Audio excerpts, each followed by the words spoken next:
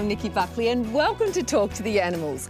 Well, the fur is going to be flying thick and fast this week. Yep, it's back to the basics as I get a lesson in dog washing.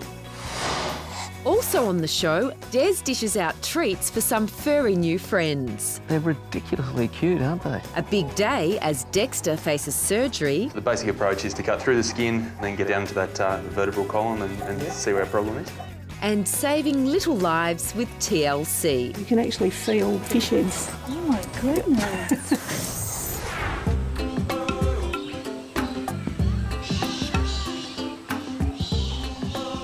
This is Lee and Mer, long-time residents of Cairns Wildlife Reserve in Queensland.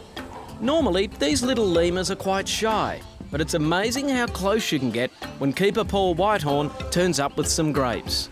They're ridiculously cute, aren't they? They are far too cute. And they've got these almost like fingers. They are. They're very, very dexterous, but at the same time very gentle. Lemurs, which are natives of Madagascar, also have powerful back legs, allowing them to leap from tree to tree. Highly evolved back feet help them to grip. You can almost hold a little lemur-sized can of beer in there. While Lee and Mer are loving their grapes, tomorrow won't be quite so much fun. They're having their annual checkup.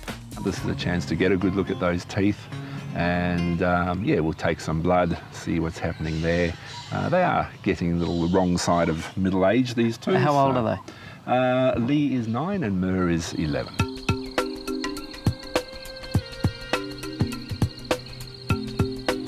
Early morning, and it might be another day at the office for other animals at the reserve, but not our little lemur friends. So we've caught both of them up. One's waiting in the box, the other one's here in the net ready to go. So what we're going to do now is put her on the table and mask her down. So I'm going to let you do all of that. That's okay. Lovely. No problems. Lee is first. Paul and Sam the vet work quickly to minimise the time she's sedated. This tells us how much anaesthetic that we're giving her. Oh, okay. This is the oxygen flow rate, so we calculate that according to her body weight. I'll be assisting today in a keep out of the way sort of fashion. First, they check her microchip. Just the same one your dog or cat would have? Exactly the same, yeah. Paul monitors Lee's vital signs while Sam does some minor dental work. Her teeth are actually in very good condition. Just that little bit of tartar here, which I'm scraping off. Then the bit that always makes me squeamish, an injection to test for tuberculosis. The TB test, for that we inject a small volume of a tuberculosis antigen into each eyelid, and then I need to come in and read that every 24 hours for the next 3 days, and we'll be able to tell if she's reacting to it. Once Sam's finished with Lee, it's Mer's turn. And mine too, it turns out, as I'm allowed to scan her microchip. A little bit closer. Yeah. Oh. And if you just read out the last 4 numbers. 39A1. She's apparently a large German Shepherd living in Frankston. Then we take some blood. So actually going into the jugular vein, collecting a blood sample which we'll send away to a veterinary pathology laboratory, and that'll just give us general information about her red cells and white cells and whether she's anemic, and also kidney and liver enzymes. Finally, perhaps the trickiest bit is weighing the little lemur. You only have a certain amount of time once the mask is removed. How quickly will the anaesthetic wear off? Very quickly. We haven't used an injectable agent, so she's just got to breathe off that gas and she'll wake up. Okay, all right. So, thankfully, Mer's back in the cage before she starts to come to. Both operations have gone like clockwork. oh, there we go.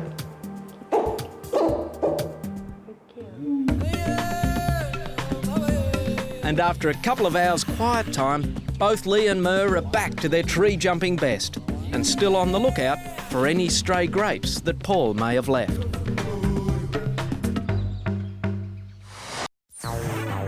First up on Woolworths Pet of the Week, say hello to the beautiful Izzy and her loving owner Laura.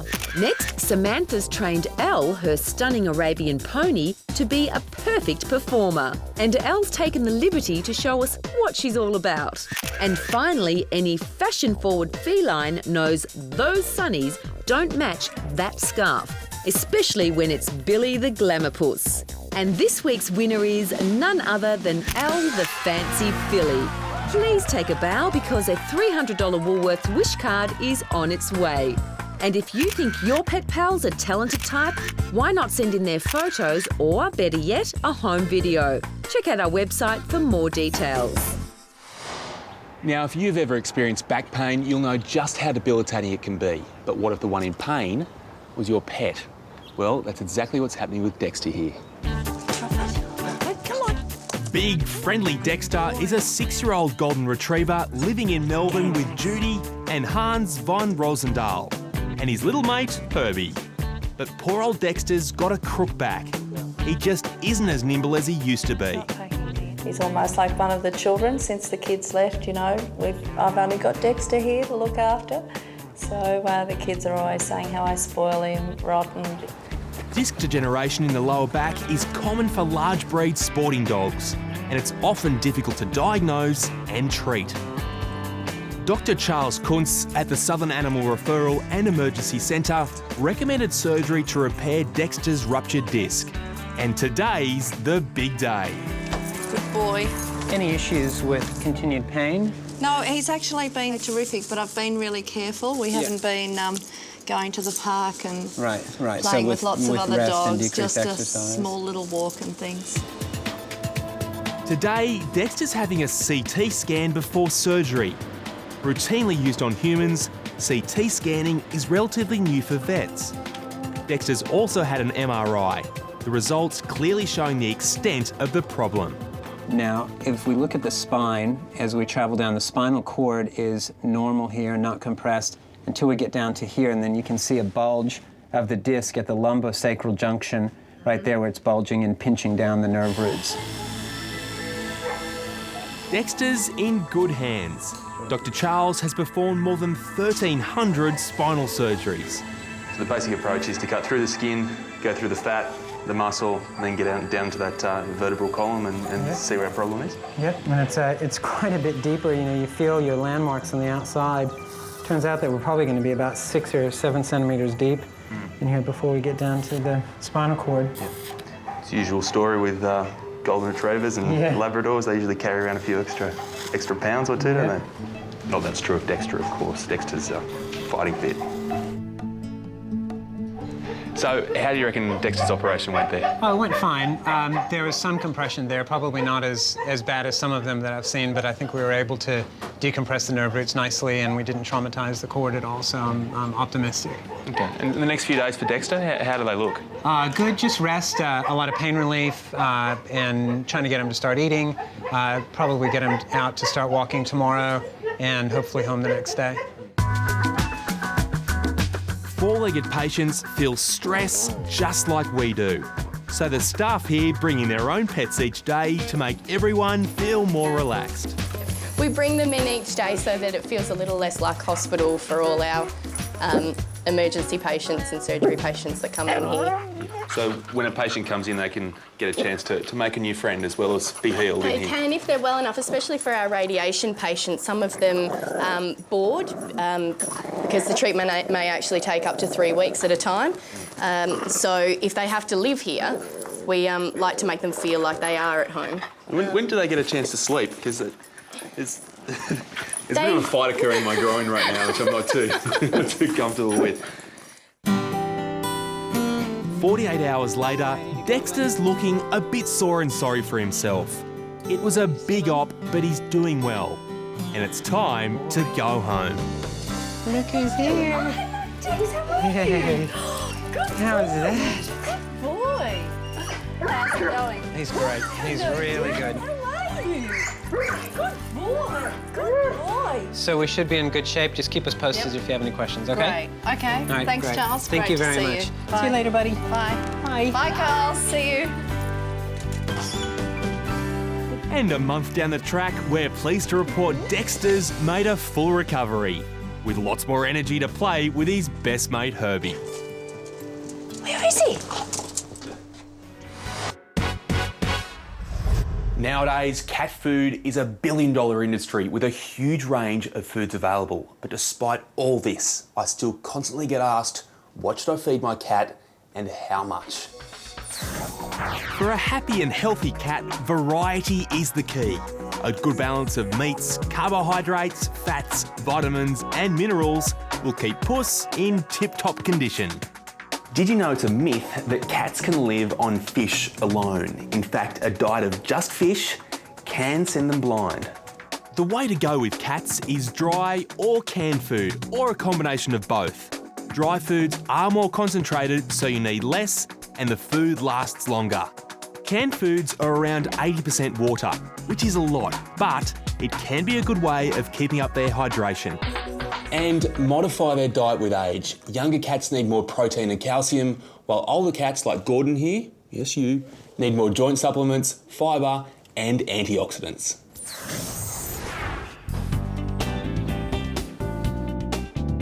Marg Healy does her hospital rounds quietly, respecting the wild creatures in her care. It's a lot. Phillip Island Nature Park's Wildlife Hospital in Victoria seems a world away from home for these little ones.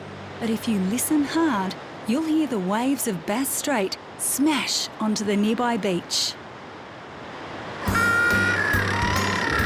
This wild coast is home sweet home for 60,000 little penguins.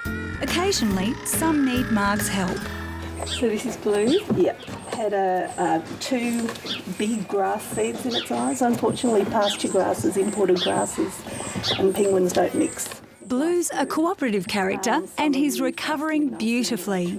Boys tend to be worse than the girls. They just don't cope with captivity well. Girls tend to settle and just cope. Marg is still fascinated by her patients, even after 22 years on the job. Their bellies are right down here, and if you want to have a feel, you can actually feel heads if you push hard enough, fish heads. Oh my goodness. No chewing? No chewing. Straight down. They do a squeezing thing where they actually mash the fish so they can fit a bit more in. So he's had 10 fish, if you want to write that down, and he had his vitamin.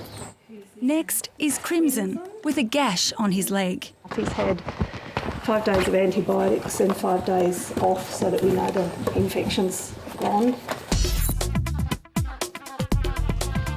They're having a little penguin party in the corner there. Yeah, the next pool we design isn't going to have corners. They always go for the corners. It is like a penguin resort though, isn't it? Apart from the treatment. Exactly. Yeah, free food. Where's the barbecue? The final check for penguin patients is a 3-hour swim in the pool. Marg checks that water hasn't got underneath their feathers, and if they're waterproof, they're free to go back into the wild. While the penguins paddle and await Marg's judgment, we have a special treat lined up. Is this one of your favourite spots? It is. It's a beautiful spot here. Field researcher Leanne Renwick is taking us to meet some of the locals. So this is a check you do every 2 weeks? It is, that's right. Helps us to monitor the breeding success of the penguins. So we'll just have a look. Oh, fantastic. Wow. 2 big fat chicks. They're a bit smelly though. They're very smelly. It's all that fish they eat. These 2 are 6 weeks old and very soft and fluffy.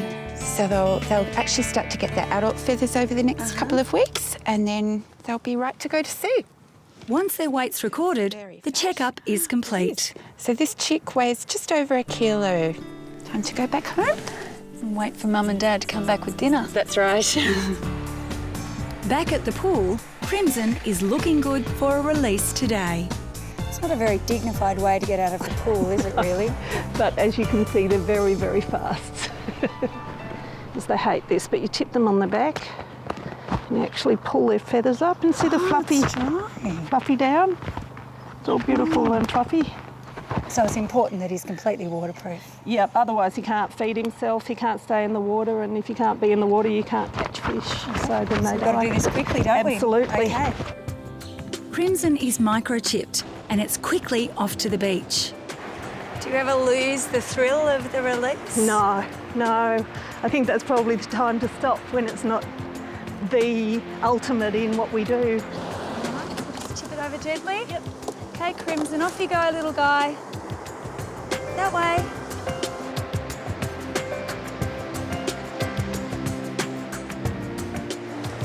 So, Marg, how do you feel when you see him swim off like that?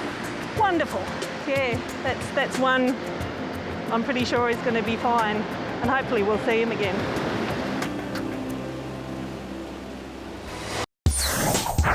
Did you know that tree kangaroos rarely hop? Instead, they prefer to climb. Also, unlike other kangaroos, their front arms are quite long. This helps with climbing and moving through the trees. Elevation is best for these guys, as on the ground, they're very slow and clumsy. Tree kangaroos are vegetarians and spend around 90% of their lives eating. They can leap to the ground from heights of around 18 metres without injury. That's like jumping off a 5-storey building. Oh, frantic day at home or work? Well, maybe not as busy as the guys in this next story.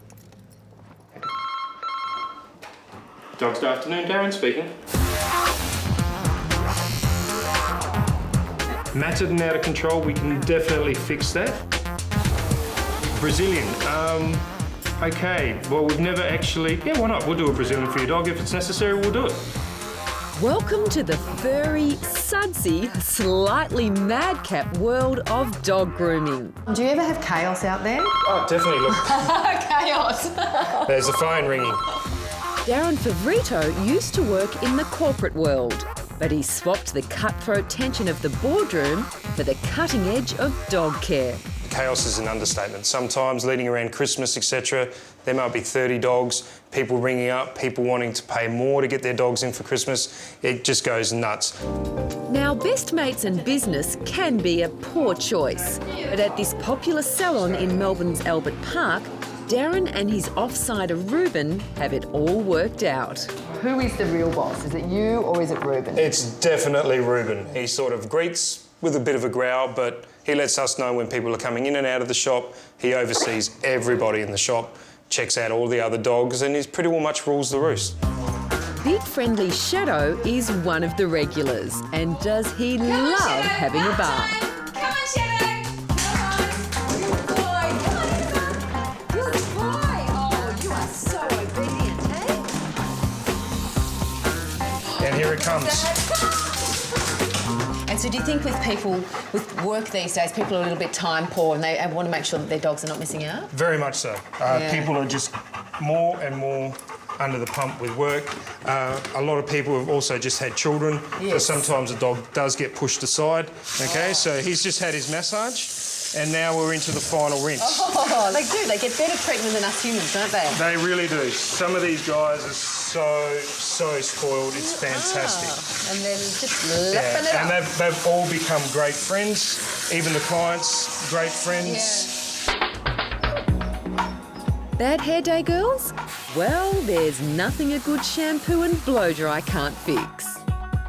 And talking of blow dry, in the grooming game, it can be one very hairy experience. Did you ever get like fur balls yourself? I have coughed up a few things and hair does find its way into places. Well, after another non-stop day at the office, Ruben is ready for some R&R. And something tells me he's a bit of a favourite with the locals. Who we got here? Ruben, come here. Come here, Rubes. Burger time. Sit down. Sit. Speak. Okay. Good boy. Good boy, Ruben. Talk about spoilt. Hey, Cam. There you go, sir. Thank you. Hey, champ. How you doing? See you, buddy. I'll see you again. See you, boss. See you, Ruben. Burgers and beer, best buddies at work and play. Now that's what I call teamwork. He rules the roost. He makes sure that I'm up early and he makes sure that I go for the walk late at night. Man's best friend. Definitely. Hi, I'm Dr. Danny Dusek from Bondi Vet. If you love our show and want to see more, plus some amazing content about pets and how to care for them, hit the subscribe button. Click that little notification bell and we'll see you on our next video.